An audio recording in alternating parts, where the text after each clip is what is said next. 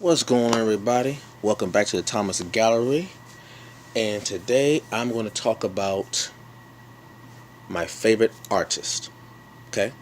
Now, this is just art, drawing, painting. I have artists in terms of musicians and dancers and directors of movies, but for this particular, I'm talking about painters, the visual arts, painters, art, sketch artists, stuff like that. So, now, I don't really have a top five. I used to have a top five until I was introduced to more artists throughout the years that have elevated their status in my book.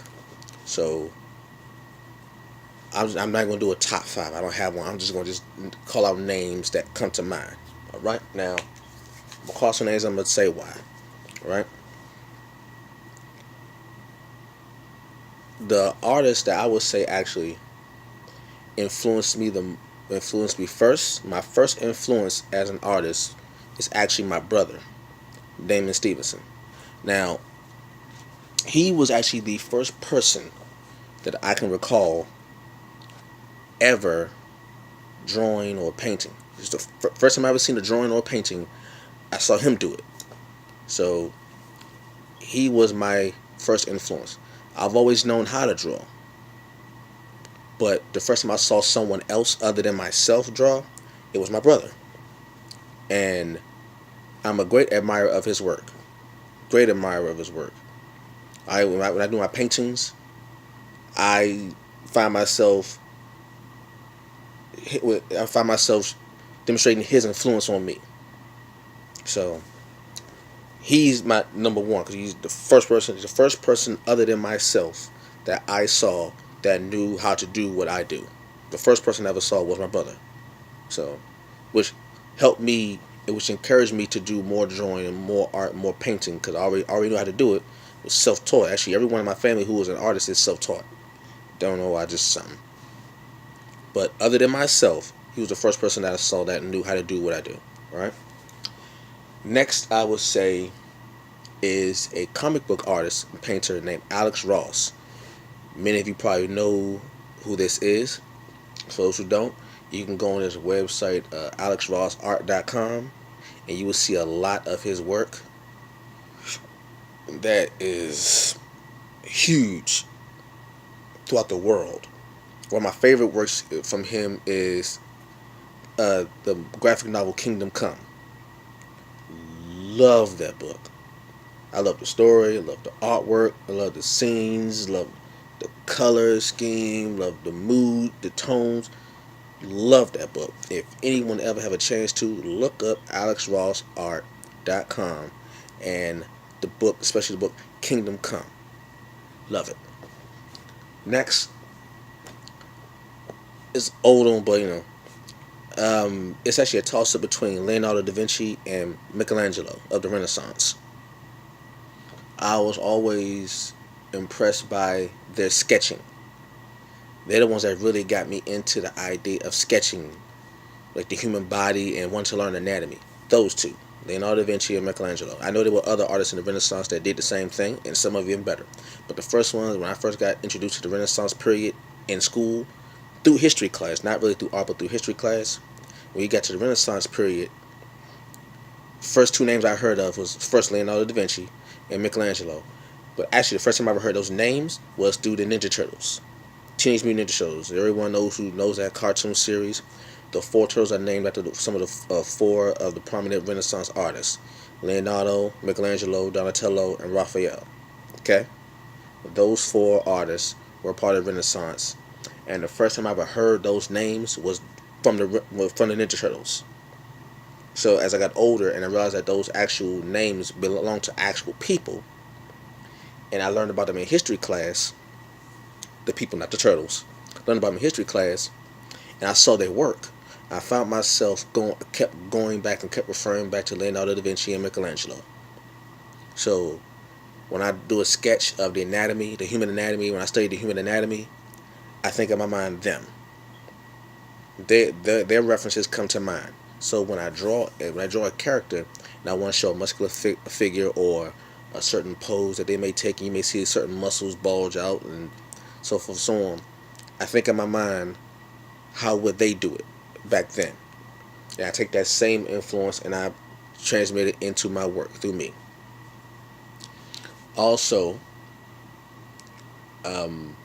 another artist that I just recently got introduced to that I like a lot is a man by the name of Jake Parker. Okay, I before this year, I never heard of Jake Parker, but when I saw his work via social media, especially on Instagram, scrolling through my timeline on Instagram, and I seen his drawings, I loved them. They had a kind of Calvin and Hobbes. If anybody know the newspaper comic Calvin and Hobbes with the little boy and the tiger, the play tiger, they have that kind of influence to it. And I love that comic. So when I saw this, I immediately gravitated towards it. And I love his work. You know, a lot of fantasy art. Love his work. Like I said, before 2016, I never heard of Jake Parker. But you can go on was it MrJakeParker.com. You see a list of his work. Love it. I want to actually buy some too. I really do. Like in the money, I'm gonna purchase some of his stuff. I love that. I love it. I love, so if I could, I would support every artist that I could afford to. Another artist that when I see his work, it is just crazy. Is a man by the name of Robert Bateman. And just look up robertbateman.com or just type in Robert Bateman paintings on Google. Google search Robert Bateman. Robert Bateman. You know, Robert. You know, Robert, Robert. Bateman, Bateman. And it's to a Google search of his paintings. If no one told you that these were paintings, you would have swore and fought to the death that those were actual photographs. The first time I seen a painting of his was it was a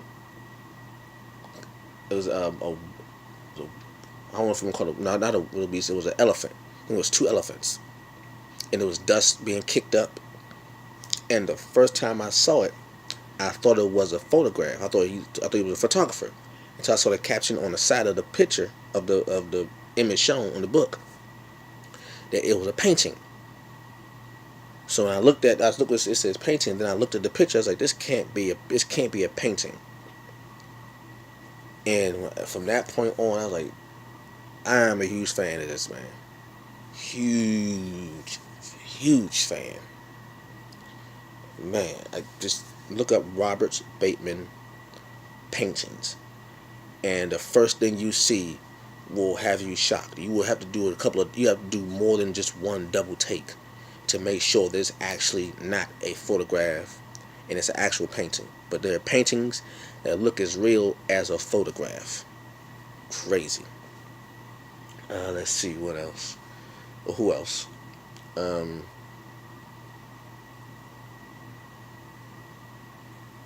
like Jim Lee. Jim Lee from the comics, who done work with Marvel and DC. I'm pretty sure everybody knows who Jim Lee is. Excuse me. Let's see. There's a person that actually grew up with my brother, and his name is Stan Squirewell.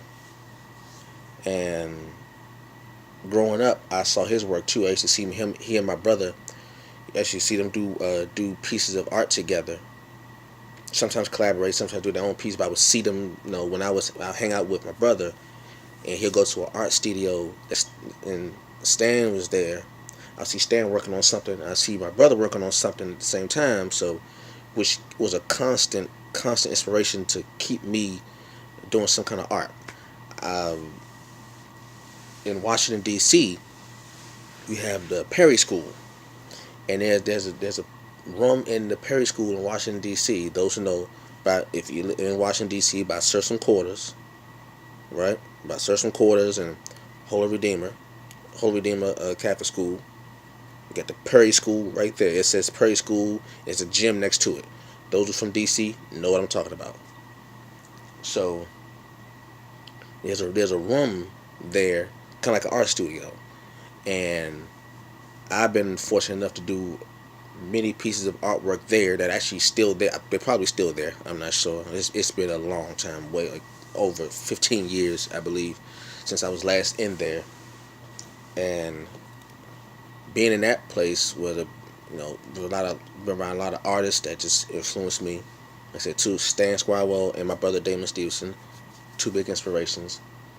Let's see, I'm trying to think. There are a lot of artists, but at the moment the name doesn't come to me. But I can see the images that they've created, but the names at the moment don't come to me. I know when I see the image, I see the names, it will click to me again. But I can't think of any. Oh, also, oddly enough, when I was younger, this is a little confession. When I was younger, I wasn't really a big fan of Picasso. I know everybody hears that and probably, oh, how you not like Picasso? What I said, I was young. Calm down. But as I got older and I started to be influenced by more artists and you know surveying my surroundings and being inspired by different things from other cultures and other places, I started to build an appreciation over the years for Pablo Picasso's work. Even his simple pencil drawings like the bullfighter and all that. Excuse me. Looking back on it, if I look at that piece now, I get a different interpretation of it than I did when I was younger, when I was in my teenage years and my early teens and all that. When I look at that picture now as opposed to then, my view has changed, which makes me go back and look over all the things from Pablo Picasso's work, and I find deeper meaning into them. I understand them a lot better, which makes me admire the artwork a lot more. See, back then I was just focused on the image of what I saw, but never really understanding the particular style that the person has. That maybe that particular style best conveys the message that they were trying to send through their image. Okay, um, the Renaissance period. Love the Renaissance period. Huge fan of Van Gogh, especially his sunflower paintings. Love those. Huge fan of Monet. Huge fan of Monet. Monet is one of my favorite. Huge fan of Claude Monet. Huge fan of Matisse. Henri Matisse. Huge fan of his. I remember seeing a documentary of when he did a painting in a church. Forgot where the church. I think I don't know if the church was in Spain or Italy. One of those countries in Europe. And he did a painting of a church inside of a church, and it's images of him painting figures on the wall and stained glass, and it's a small white church. But when you go inside, it looks like an art gallery on the inside, but it's a small white church on the outside. It's still there. I can't remember where it is actually located. But huge fan of Matisse. Huge fan of Manet. I love Rembrandt. Because when Rembrandt, his style, he was very good at textures.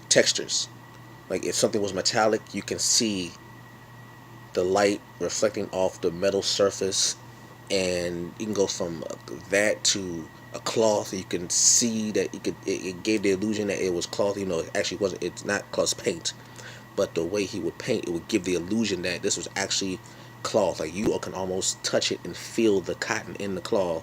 You could touch it and feel the metal on the particular object. Love that. He was very good. He was very good with textures. Very good.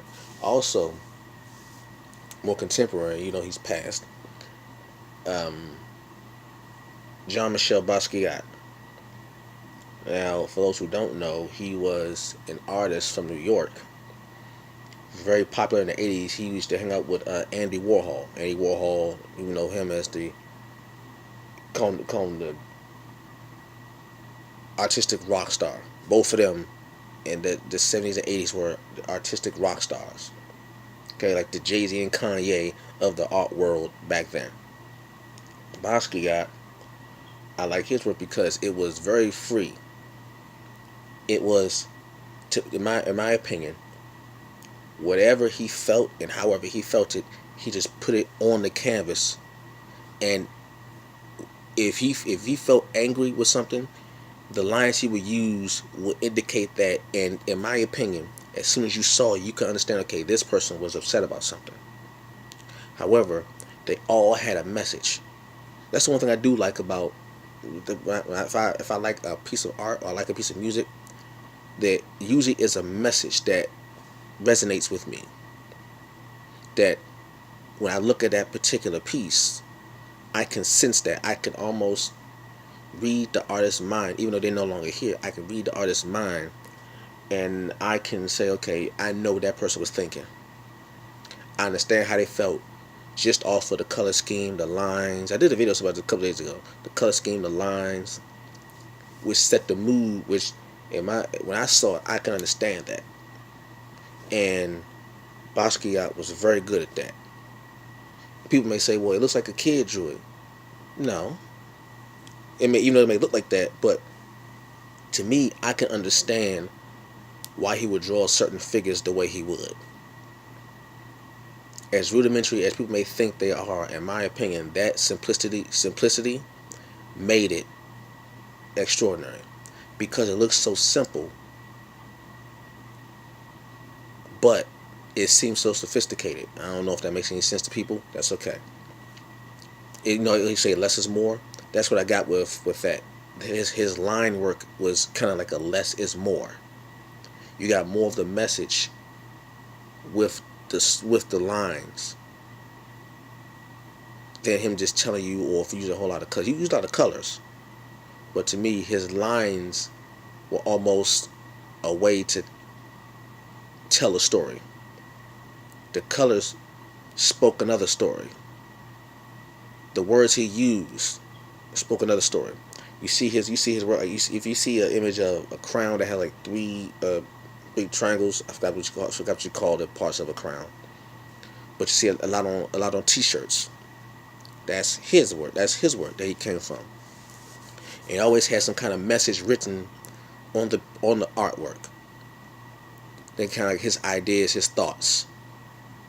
That whatever he was thinking, he would paint it, but then he'll also write a little some kind of note on the painting in paint that would describe what he was feeling, or describe the mood he was in, or tell some particular truth that he was thinking about that resonated with him, and he would put it on there. I like that. So, like I said, there are other artists that they're too numerous to name off the top of my head. However, their artwork is in my mind as we speak. But I don't want to give you the artwork, or I'll give you the artist. Therefore, you can't go to the particular artists themselves and look at their work and see what I was speaking of. So I gave you the artist and the artwork, so you'll know who I'm referring to and what works they did. So you can go to them and type the names in, and you too can probably be influenced like I was influenced, and inspire you like they inspired me. I don't know. So those are just some of my favorite artists and some of my biggest influences to date. Because most likely there will be more names added to my list. And I probably have to do an update video on my favorite artists. Probably a favorite artist part 2. I don't know. So, just those names I mentioned, check them out. Read about them. Look at their artwork. See if they influence you and touch you how they influenced me. Alright?